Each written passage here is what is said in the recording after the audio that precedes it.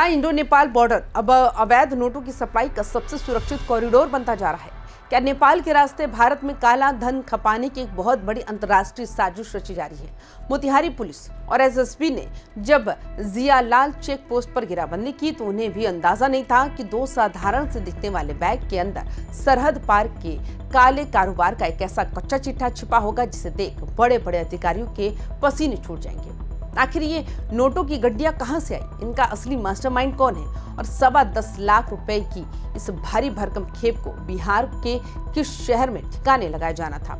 आज की इस रिपोर्ट में उस ज्वाइंट ऑपरेशन की बात करेंगे जिसने बॉर्डर पर चल रहे करेंसी रैकेट की जड़ें हिला दी। नमस्कार, आप देख रहे हैं वाइबीएन बिहार झारखंड। मैं हूं आपके साथ मुदिता त्रिपाठी।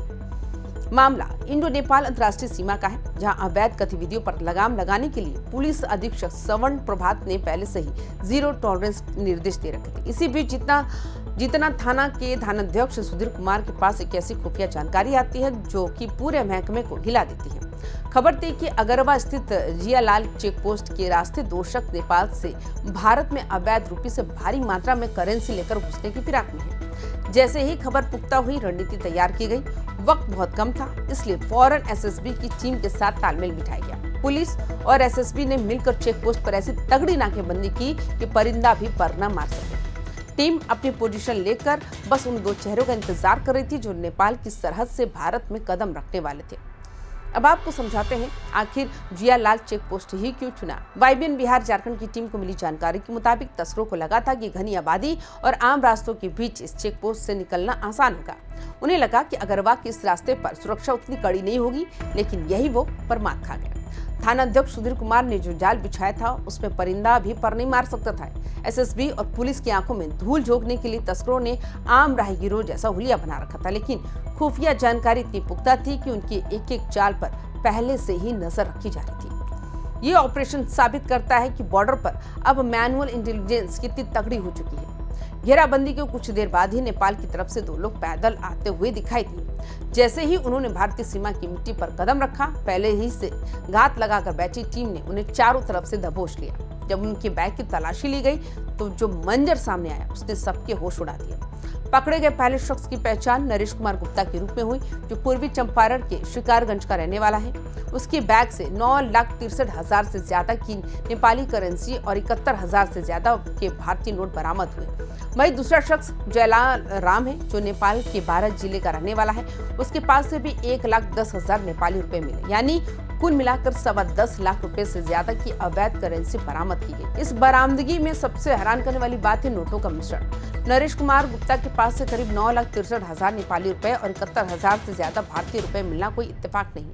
अक्सर ऐसे मामलों में देखा गया कि बॉर्डर के इलाकों में करेंसी एक्सचेंज के नाम पर एक बड़ा काला कारोबार चलता है। पुलिस अब इस बात की जांच कर रही है कि क्या ये पैसा किसी कमीशन के खेल का हिस्सा था या फिर नेपाल के 12 जिले से भारत के चंपारण तक कोई ऐसी अवैध डील हुई थी जिसका भुगतान कैश में किया गया। जयलाल राम और नरेश गुप्ता के मोबाइल कॉल रिकॉर्ड्स अब खंगाले जा रहे हैं ताकि पता चल सके कि सरहद के उस पार इन्हें ग्रीन सिग्नल किसने दिया था।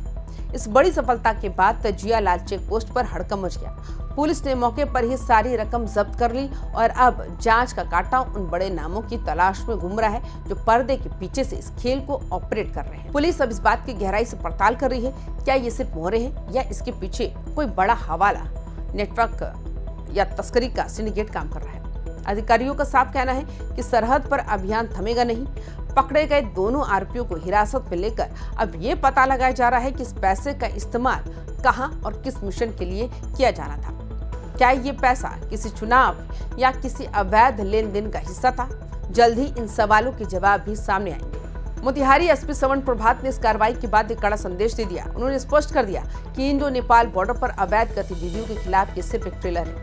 आने वाले दिनों में बॉर्डर से सटे थानों जैसे जितना, शिकारगंज और रक्सौल में सघन तलाशी अभियान और तेज कर दिया जाएगा। पुलिस की रडार पर अब वो हैंडल्स भी हैं जो बॉर्डर पार बैठे हैं और स्थानीय लोगों को चंद पैसों के लालच में करेंसी कैरियर बना रहे हैं। ये महज एक जब्ती नहीं बल्कि उन सिंडिकेट्स के लिए चेतावनी है जो समझते हैं कि नेपाल की सरहद उनके लिए सुरक्षित रास्ता है। तो दोस्तों, सरहद पर हुई इस बड़ी कार्रवाई को आप कैसे देखते हैं? क्या आपको लगता है कि इंडो नेपाल बॉर्डर पर और भी ज्यादा सख्ती की जरूरत है? अपनी राय हमें कमेंट बॉक्स में जरूर बताएं। बिहार की हर बड़ी खबर और क्राइम से जुड़ी सटीक जानकारियों के लिए देखते रहिए YBN बिहार झारखंड। इस वीडियो को लाइक और शेयर करना ना भूलें और चैनल को सब्सक्राइब जरूर करें। सतर्क रहें, सुरक्षित रहें। नमस्कार।